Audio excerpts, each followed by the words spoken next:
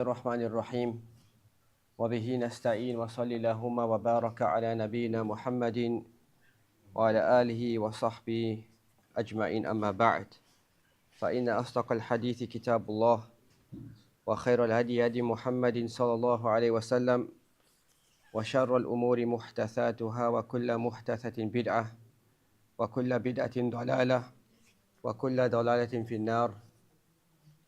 We praise Allah subhanahu wa ta'ala. We seek His aid, we seek His assistance. Whosoever Allah Azza wa Jal guides, none can misguide. And whosoever Allah Azza wa Jal misguides, none can guide. I bear witness that none is right to be worshipped except Allah Azza wa Jal alone without any partner. And I testify that Rasulullah sallallahu alaihi wasallam is His final prophet and messenger. Ya Hayyun Ya Qayyum bi rahmatika astaghith aslih li sha'ni kulli wa la takillani ila nafsi tarfata aynin. Amin ya Rabb. Alhamd, we continue our journey and our reading of the work Ad-Dawa, the disease and the cure, by the great scholar of Islam, Shaykh Ridaah Ibn Al-Qayyim rahimahullah ta'ala. And this book, alhamd, has lots of benefits for the believer. And it's a book that should be studied. And we were having a discussion yesterday morning with one of the brothers, and we were saying that we find many self-help books that people benefit from and they read. But this work, which Ibn Al-Qayyim authored, it is in the line of self-help. But the self-help that we find from this book, it is based upon the book of Allah subhanahu wa ta'ala and the sunnah of the Prophet alayhi salatu wasalam. So we know a lot of these books which people read and benefit from, it is in relation to the life of this world. As for the book in front of us, it benefits the Muslim with regards to his worldly life and with regards to his hereafter. So that which we have with us, it is better and it is more everlasting. So yesterday we discussed the topic and we introduced the topic when Ibn Al-Qayyim delves into Ismullah al-A'zam, meaning the greatest name of Allah subhanahu wa ta'ala.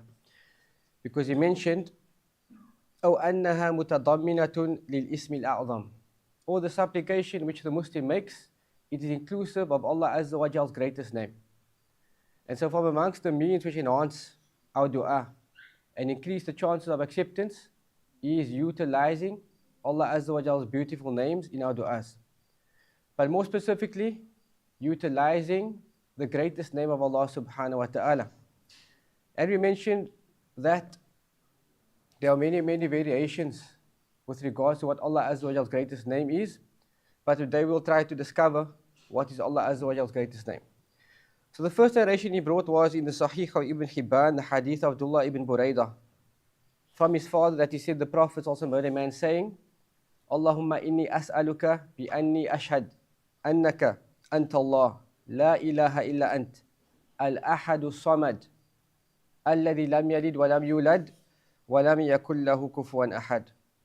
The Prophet then said, laqad sa'ala Allah bil ismi alladhi idha su'ila bihi a'ta wa idha du'iya bihi ajab. The Prophet then said, after hearing this man utilize the names of Allah Azza wa Jalla in his supplication, and he said, Al-Ahadu Samad. The Prophet said, you have utilized the greatest name of Allah subhanahu wa ta'ala.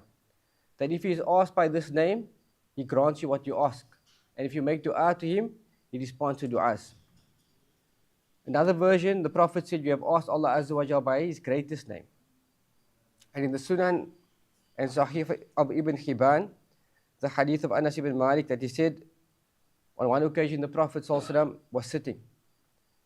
وَرَجُلٌ يُصَلِّي, and a person was praying, he performed the prayer. ثُمَّ دَعَا فَقَالَ, then he made dua and he said, اللهم إني أسألك بأن لك الحمد لا إله إلا أنت المنان بديع السماوات والأرض يا ذا الجلال والإكرام يا حي يا قيوم. فقال النبي صلى الله عليه وسلم لقد دعا الله باسمه العظيم الذي إذا دعي به أجاب وإذا سئل به أعطى. The Prophet repeated the same words, that you have made dua to Allah subhanahu wa ta'ala by his greatest name, that if he is asked by it, he grants, and if he makes dua to him by way of this name, he grants you what you ask and what you make dua for.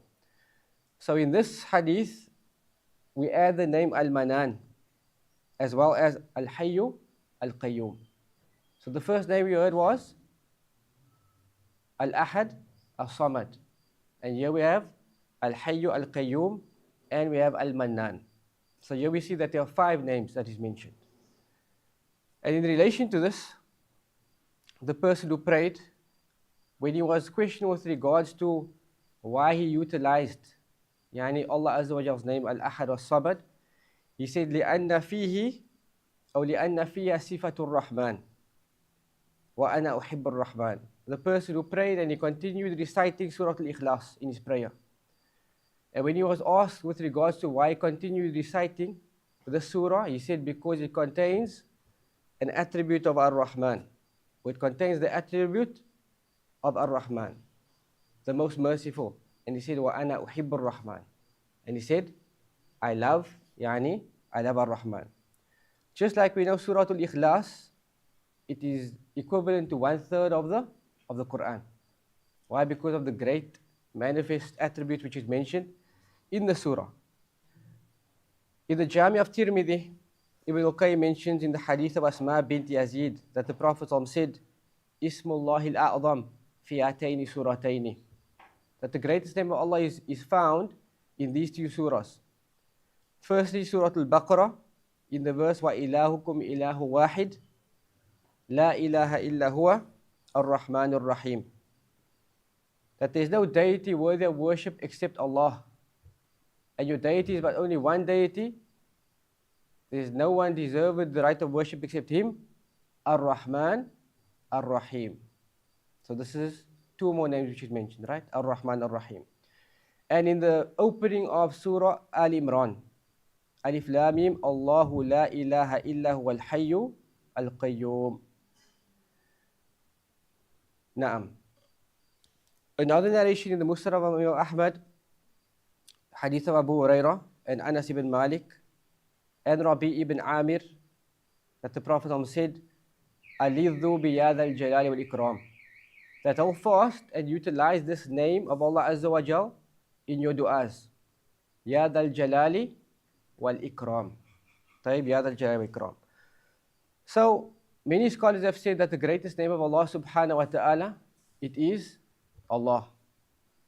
Why? Because this is Allah Azza wa Jal's, as they say, is alamun ala dhat. It's His proper name subhanahu wa ta'ala. And all of the other names of Allah subhanahu wa ta'ala, it goes back to Allah. So many scholars have said the greatest name of Allah Azza wa Jal, it is Allah. However, Ibn Al-Qayyim rahimahullah ta'ala, he had this discussion in his book Zad al-Ma'ad. And he mentioned that there is 20 opinions with regards to what Allah Azza wa Jal's greatest name is. But Ibn Al-Qayyim has said that the greatest name of Allah Tabaraka wa Ta'ala is Al-Hayyu Al-Qayyum. Al-Hayyu Al-Qayyum. He brings another narration in the Sunan of Jami at-Tirmidhi, the hadith of Abu Hurairah, that the Prophet said, كان إذا أهمه الأمر رفع رأسه إلى السماء فقال سبحان الله العظيم. وإذا اجتهد في الدعاء قال يا حي يا قيوم. That the Prophet ﷺ, when any matter used to grieve him or become difficult for him, he would say Subhanallah al-Azim. And when he would exert himself in dua, he would say Ya Hayyu Ya Qayyum. Like in the supplication which we opened up today's dars with. Ya Hayyu Ya Qayyum bi rahmatika astaghith. Taib. And what is istighatha?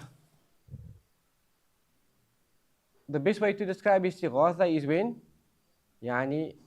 your problem reaches the level and your back is against the wall.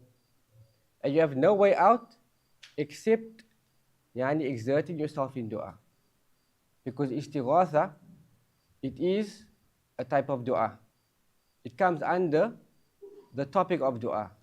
However, istighatha only takes place with regards to difficult circumstances. It's like seeking deliverance. Naam. So the Prophet said, Ya Hayyu Ya Qayyum bi rahmatika astaghith. By your mercy, I seek deliverance from whatever difficulty the Prophet also was in. So he mentioned, Wa idha ijtahada fi du'a qala Ya Hayyu Ya Qayyum. So when we do this, when we invoke the names of Allah subhanahu wa ta'ala and the names such as Al-Hayyu Al-Qayyum, in this is a tawassul, it's a form of tawassul. And what is tawassul? Seeking a means of approach to Allah subhanahu wa ta'ala. And we know that's one of three ways which is accepted by Ahlul Sunnati wal Jama'ah. From amongst it is tawassul to Allah subhanahu wa ta'ala by His names and His attributes. And this is also where the fiqh of dua comes in. Is that the Muslim, we said he must be smart with regards to how he makes dua. Because this enhances the chances of acceptability. So what does this mean? It means that he utilizes the name which is suitable for his need. So if he wants to invoke the mercy of Allah subhanahu wa ta'ala, which name should he use? Ar-Rahman, Ar-Rahim. If he wants forgiveness from Allah subhanahu wa ta'ala, Al-Ghaffar, and the likes of this. If he wants increase in sustenance, what does he do? Ya Razak, Ya Mannan, and so on and so forth. If he wants something to be bestowed upon him, what does he use? Al-Wahhab. So the Muslim must be smart with regards to how he makes dua.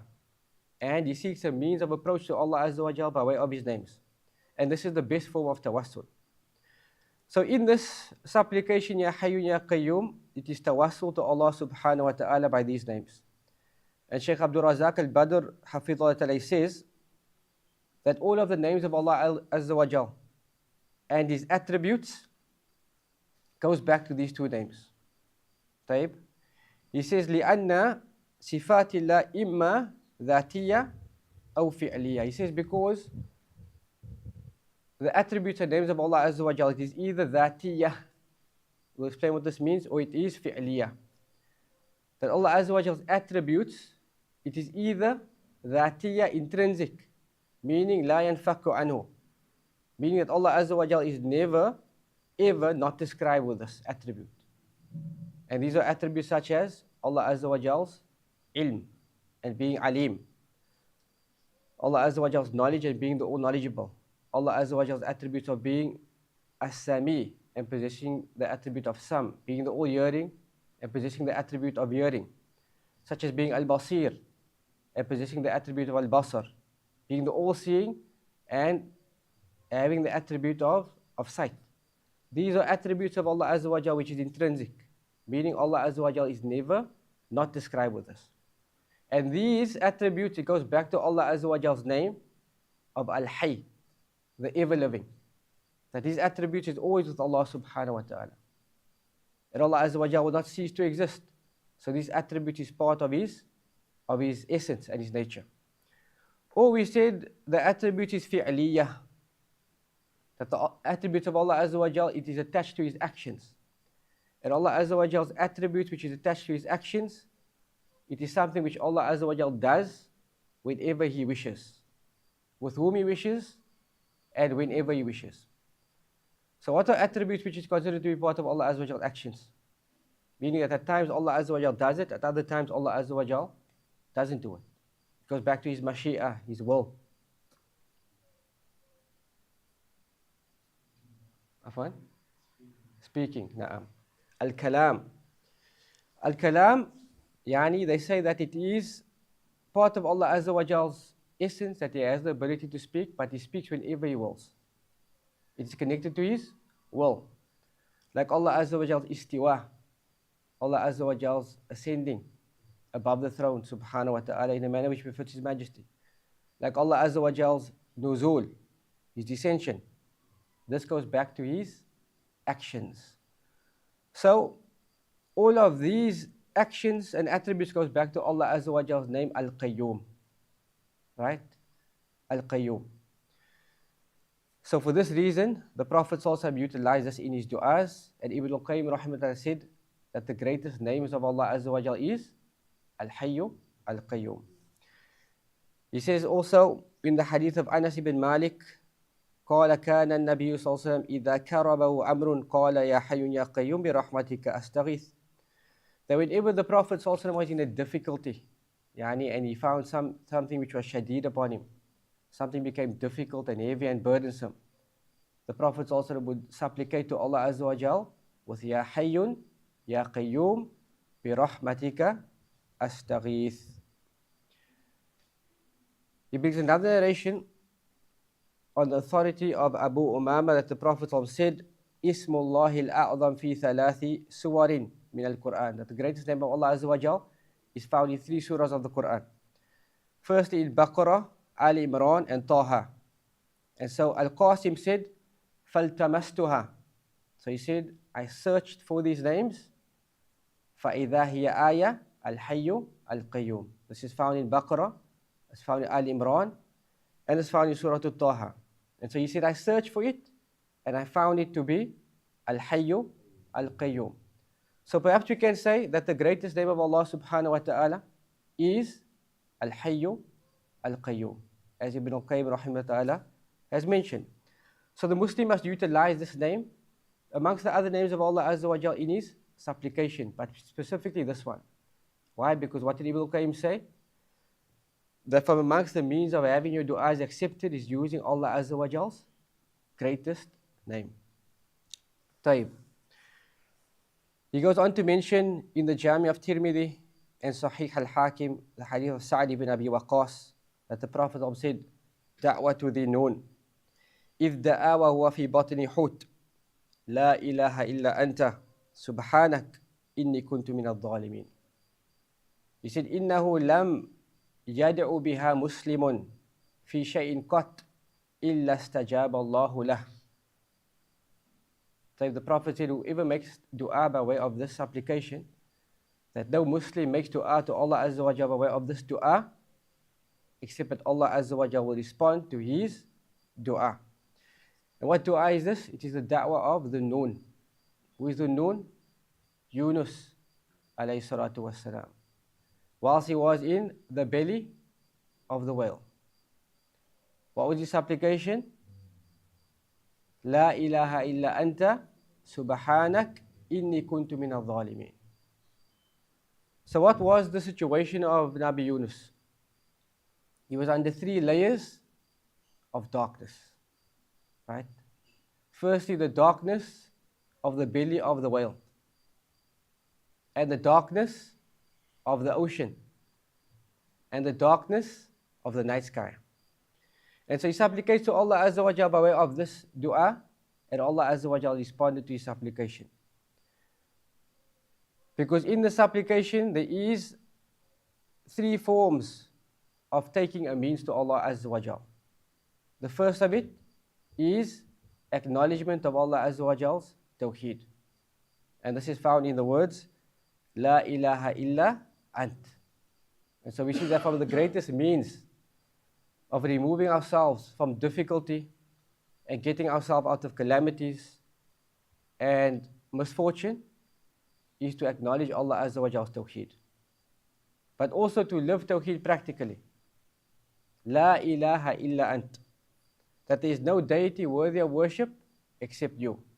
This is acknowledgement, but this must be accompanied with action. The second level of taking a means is Subhanak, is that we glorify Allah Azza wa Jal. But what does glorification of Allah Azza wa Jal mean? What does it mean when we say Subhanallah?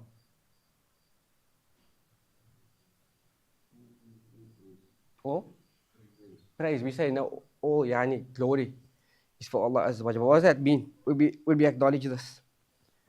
It means that we exonerate Allah subhanahu wa ta'ala of any deficiencies. That Allah Azza wa Jalla is high above any deficiencies in His names and in His attributes and in His essence. Allah Azza wa Jalla is exonerated from any imperfections. But just exonerating Allah Azza wa Jalla alone is not praise. Rather, you must also affirm perfect qualities for Allah Azza wa Jal. So, when we say Subhanallah, it means you're exonerating Allah Azza wa Jal from any imperfections, whilst also affirming that He has perfect names and attributes and qualities. So this is the second level. He says Subhanak, and then he says Inni kuntu min al-zalimin. Indeed, I am from the wrongdoers. And in this is an acknowledgement of one's shortcomings. As we will see in other supplications which Ibn Al-Qayyim brings, that we acknowledge our servitude to Allah Azza wa Jalla. We acknowledge the fact that we are His ibad, that we are His worshippers, and we are yani under his will subhanahu wa ta'ala. So the Prophet also said, no Muslim makes dua to Allah Azza wa Jalla by way of the supplication, qat illa stajaba lahu, except that Allah Azza wa Jalla will respond to his dua. La ilaha illa ant, subhanak inni kuntu min al-zalimin. And in the Sahih of Al-Hakim, أيضا, the hadith of Sa'd, that the Prophet said, ألا أخبركم بشيء إذا نزل برجل منكم كرب أو بلاء من البلاء الدنيا فدعا به يفرج الله عنه دعاء ذي النون. The Prophet said, shall I not inform you of something? That when a person finds himself in some form of difficulty or calamity, or he faces a challenge in this world, and he makes dua to Allah Azza wa Jalla by way of this, Allah Azza wa Jalla yufarriju anhu. Allah Azza wa Jalla will lift this difficulty from him. It is the dua of Nabi Yunus that we mentioned. And also found in the Sahih of Al-Hakim that the Prophet ﷺ, he said, هل أدلكم على اسم الله الأعظم دعاء Yunus. However, this narration, there is some discrepancy in it. But he basically mentioned the dua of Nabi Yunus once again. Right? We already have a Sahih narration for this. And also in the hadith of Ibn Abbas, that he said that when the Prophet ﷺ faced some type of difficulty, he would make dua to Allah Azza wa Jalla by saying, La ilaha illallah al-azim al-halim, La ilaha illallah rabbul arshil azim, La ilaha illallah rabbul samawati wa rabbul ard wa rabbul arshil kareem. That the Prophet used to say, there's no deity worthy of worship except Allah, Al-Azim, the great, Al-Halim, the compassionate. There's no deity worthy of worship, Rabbul Arshil Azim, the Lord of the great throne. La ilaha illallah, Rabbul Samawati wa Rabbul Ard. There's no deity worthy of worship except Allah, the Lord of the heavens and the Lord of the earths. Wa Rabbul Arshil Kareem, and the Lord of the great throne. Another narration Ibn Al-Qayyim brings in the Musnad Imam Ahmad, the hadith of Ali ibn Abi Talib, radiyallahu ta'ala anhu, that he said, Allamani Rasulullah sallallahu alaihi wasallam, that the Prophet sallallahu alaihi wasallam taught me, إِذَا نَزَلَ بِي كَرْبٌ أَنْ أَقُولُ, that whenever a difficulty befalls me, I should say. So Ali ibn Abi Talib is saying that the Prophet sallallahu alaihi wasallam taught him this dua. And the dua is, لا إله إلا الله الحليم الكريم سبحان الله وتبارك الله ورب الأرش العظيم والحمد لله رب العالمين. So what we take home from this, أيها الإخوة, is that these supplications, it is becoming of a Muslim to learn. Why? Because we all find ourselves in difficult circumstances and situations. How do we get ourselves out of these situations? It is by way of the remedy which Ibn Al-Qayyim mentioned. It is by way of dua, by way of invocation and supplication. And the Muslim can make dua to Allah Azza wa Jalla by way of his mother tongue, whatever it may be, and Allah Azza wa Jalla can respond to it. But when we have understanding of dua, and we utilize the correct methodology in dua, fulfilling the conditions, and following the correct mannerisms and etiquettes, that dua becomes stronger. And that's why Ibn Al-Qayyim said, dua silahul mu'min. And he said that dua is the weapon of the believer. Right? And so, in these times we look at the Muslims, and we see that many Muslims are oppressed now. And we feel incapable because the enemy has overpowered us. Right? And we look at their military might, and we look at their material means, and we feel incapable. But we have with us in our cavalry that which is better than material means, and it is dua. So we should never ever deem ourselves incapable as long as we have dua and we have Allah Azza wa Jal on our side, because dua is the weapon of the believer. Taib. So Ibn Al-Qayyim now mentions a beautiful, beautiful supplication that every Muslim must learn. And it is the supplication found in the Musnad of Imam Ahmad, the hadith of Abdullah ibn Mas'ud, wherein he said, قال رسول الله صلى الله عليه وسلم ما أصاب أحدا قط هم ولا حزن فقال اللهم إني عبدك ابن عبدك ابن أمتك ناصيتي بيدك ماض في حكمك عدل في قضاؤك أسألك اللهم بكل اسم هو لك سميت به نفسك أو علمته أحدا من خلقك أو أنزلته في كتابك أو استأثرت به في علم الغيب عندك أن تجعل القرآن ربيع قلبي ونور صدري وجلاء حزني وذهاب همي إلا أذهب الله عز وجل همه وحزنه وأبدله مكانه فرحا فقيل يا رسول الله ألا نتعلمها قال بلى ينبغي لمن سمعها أن يتعلمها. So the Prophet said, Abdullah ibn Mas'ud asked the question, is it not becoming of me to learn the supplication? The Prophet said, certainly, for the one who hears the supplication, it is becoming that he learns it. It is becoming that he learns it.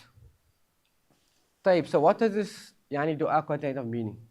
The Prophet ﷺ said that a believer is never ever afflicted with some type of grief or sorrow. Ham wa huzn. And ham is in relation to something which can occur in the future. Okay?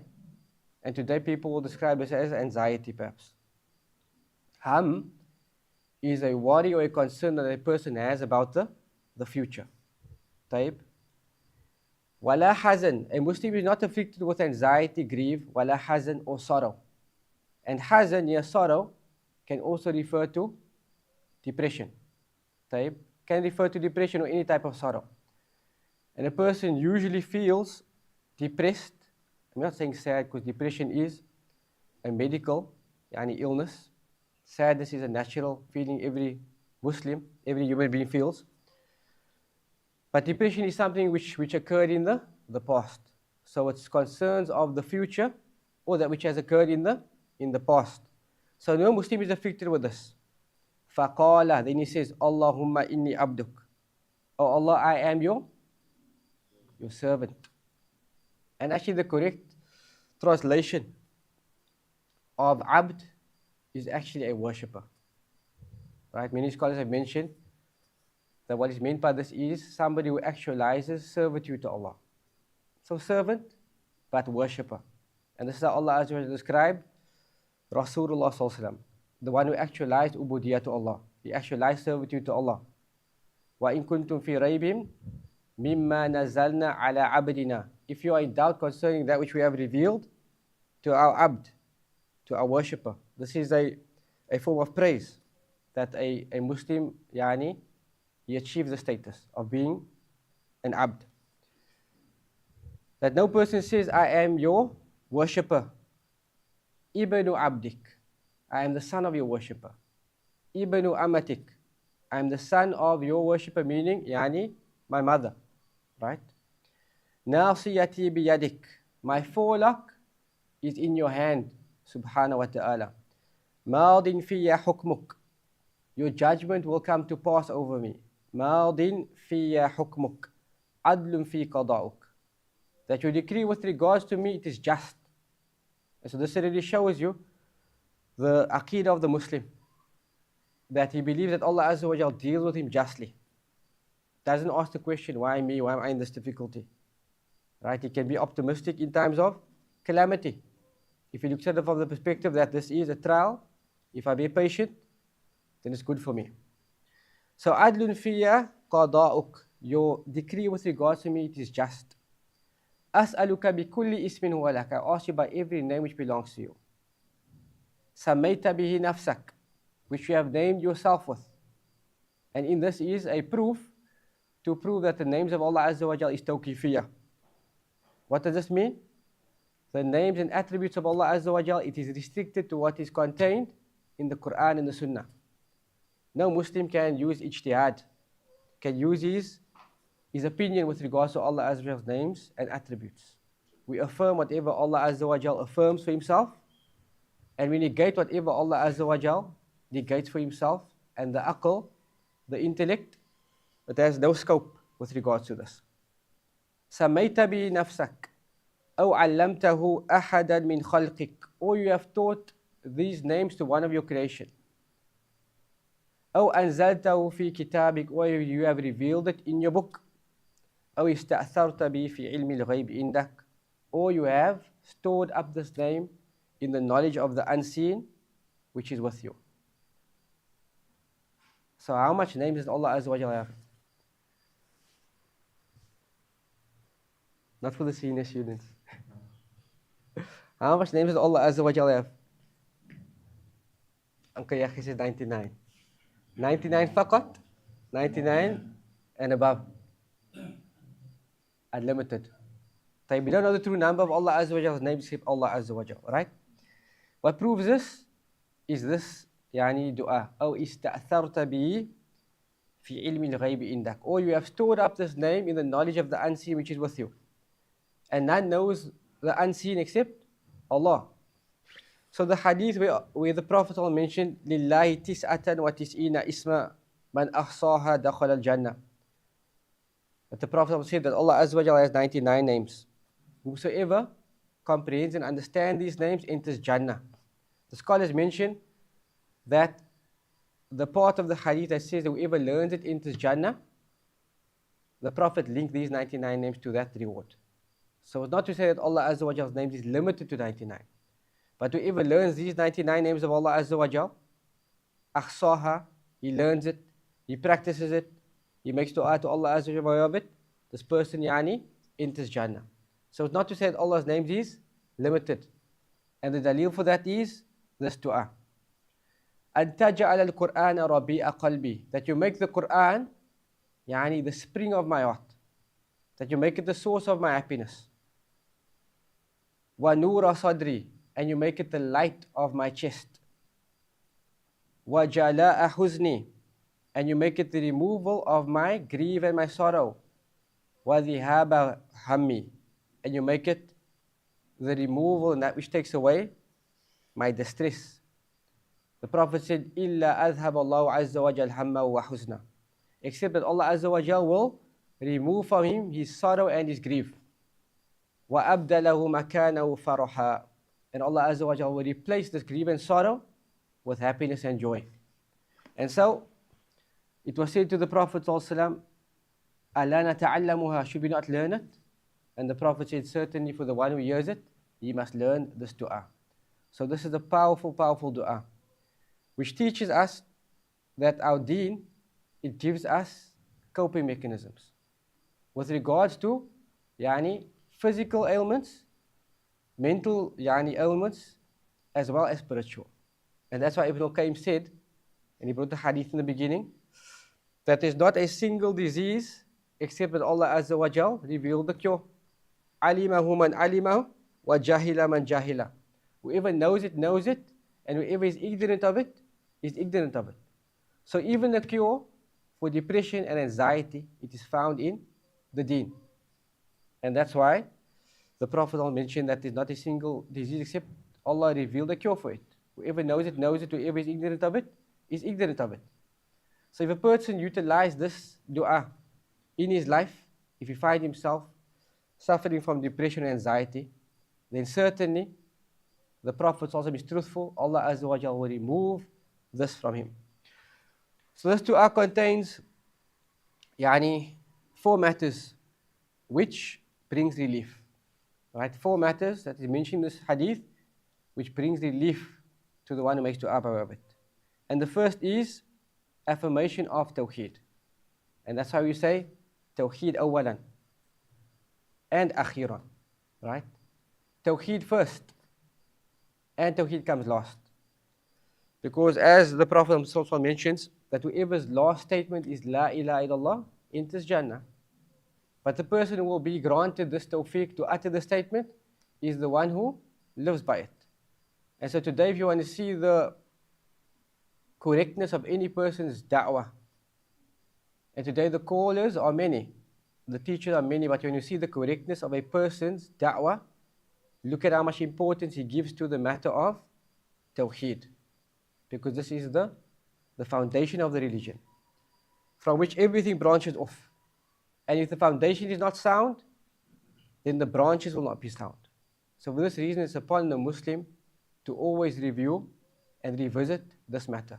The Prophet said, Jaddidul Iman, that you must renew your faith and say often, La ilaha illallah. But not just uttering it, also comprehending its meanings. Because this is the key to Jannah.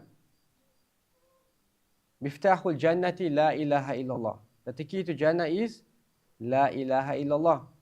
But like the Salaf said, لِكُلِّ مِفْتَاحٍ أَسْنَانٍ. That each and every single key, it has teeth. And if you come with the key which has the correct teeth, the door is open for you. And if you come with the incorrect key, what happens? You cannot open the door. So La ilaha illallah is something which must be studied. And Tawheed is the matter which the Muslim must give importance to. So this is the first, is that in there is a mention of Tawheed. A mention of Tawheed. And manifesting sincerity and making it known that you are an abd of Allah Azza wa Jal. So this shows your humility in front of Allah. How do we know this? Inni abduk ibnu abdik ibnu amatik. I am your servant, your worshipper. I am the son of your worshipper. And yani my mother is also your worshipper. So in this is a manifestation of Tawheed and a manifestation of servitude to Allah.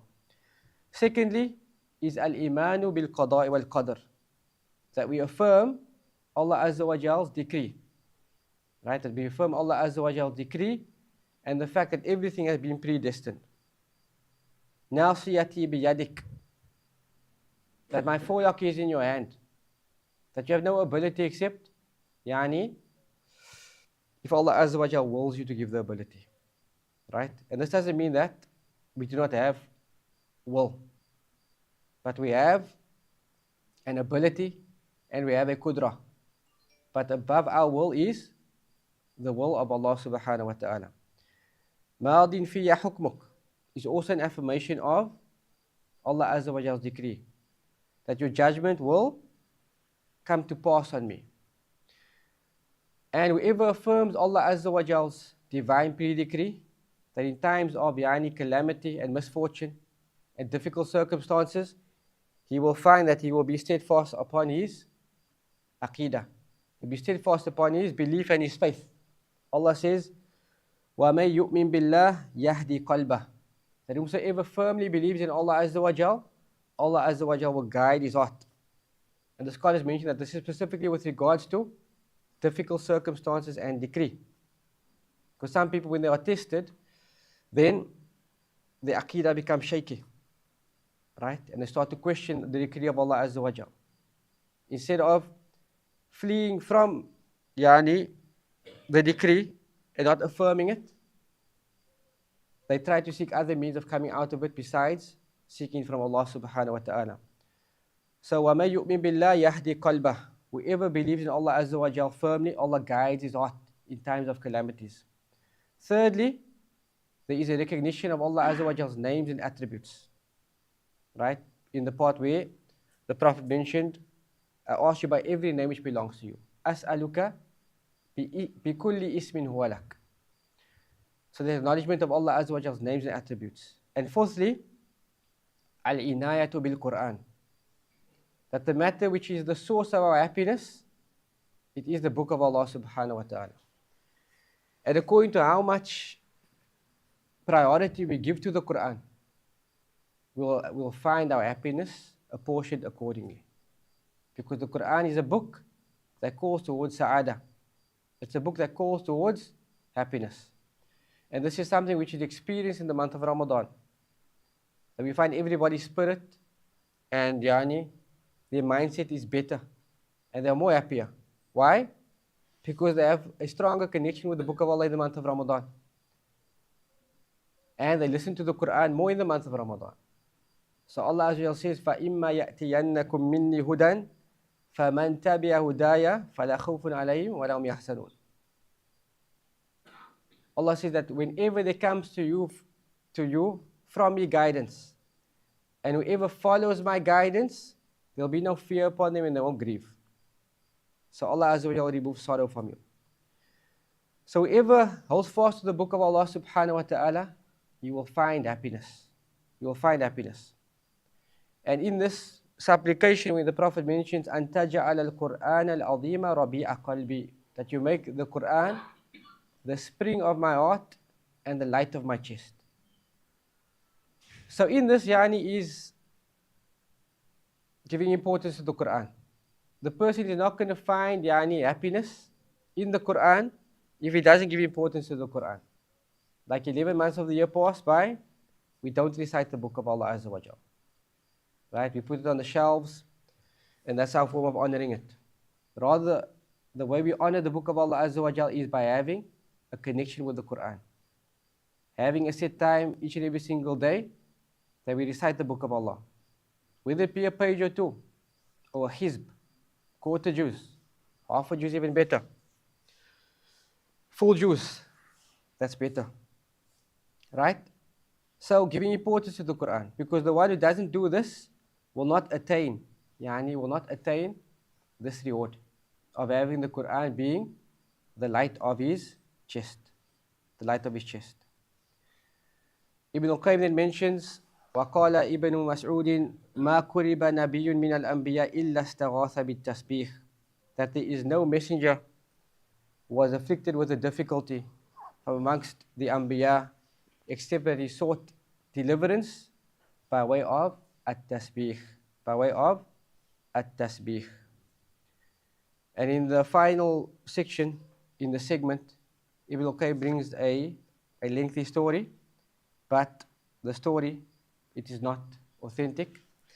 So we won't mention that story. Inshallah, next section, bi'idhnillah, we'll look at more on the topic of dua, and the instance wherein a person makes a dua with a specific wording, and he thinks that because of this dua, his dua was responded to.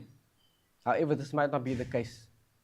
So Ibn al-Qayyim is going to tell us that a person at times he makes dua with a specific dua, and he feels as if because he made dua by way of this dua, the dua is accepted, but this is not the case. Perhaps it is due to a righteous action that he did, or the fact that it was coincided with the time which was responded to, which we mentioned, the times where dua is responded to, and Allah Azza wa Jalla responds to him out of a good deed. Na'am. نكتفي بهذا سبحانك اللهم وبحمدك أشهد أن لا إله إلا أنت أستغفرك وأتوب إليك والسلام عليكم ورحمة الله تعالى وبركاته.